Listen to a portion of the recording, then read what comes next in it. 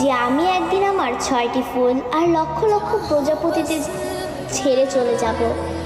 এমন একটা দিন আসবে যেদিন আর্মিদের মাঝে সকালে ঘুম থেকে উঠে আর্মিরা ফোন হাতে নিয়ে মনে পড়বে যে আজ বিটিএসদের লাস্ট কনসার্ট বা আজ তাদের ডিসব্যান্ড হওয়ার দিন।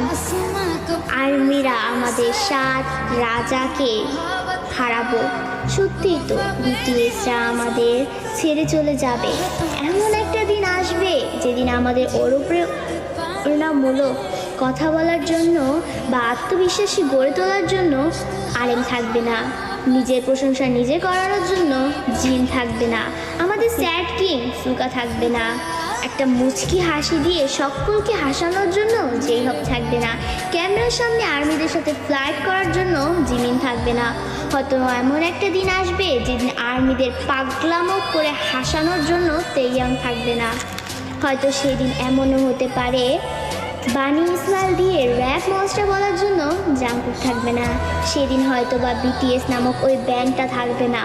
হয়তো তাদের আর কোনো গান অ্যালবাম রিলিজ হবে না।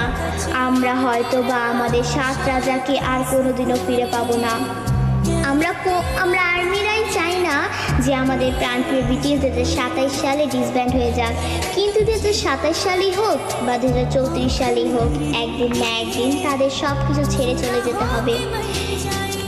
ডোরেমনও তো রোবট হয়েও সারা জীবন নোবিতার কাছে থাকতে পারেনি, তবে বিটিএস মেম্বারও তো মানুষ, তারা কিভাবে পারবে আমাদের সাথে সারা জীবন থাকতে? তবে তারপরও আমি বলবো আমাদের প্রিয় বিটিএস কোনোদিনই ডিসব্যান্ড হবে না। তারা আমাদের হৃদয়ের মাঝে চিরকাল থাকবে। দিন শেষে একবার আমাদের রিয়েল আর্মিদের মনে পড়বে আমাদের 7 রাজার কথা, তাদের সেই পাগলামোর কথা, তাদের সেই অনুপ্রেরণামূলক কথাগুলো, এবং এটাই হচ্ছে রিয়েলিটি। আমি কোনোদিনও চাইবো না যে আমার পাগলামো ভালোবাসার মানুষগুলো আমাকে ছেড়ে চলে যাক। তাই আমি সৃষ্টির কাছে দোয়া করি যে সৃষ্টিকর্তা যেন আমাদের প্রিয় 7 রাজাকে কোনো দিনও আমাদের থেকে দূরে না সরায়। তিনি যেন সারা জীবন আর্মিদের মাঝে তার 7 রাজার সাথে হাসি খুশি দিন কাটাতে পারে।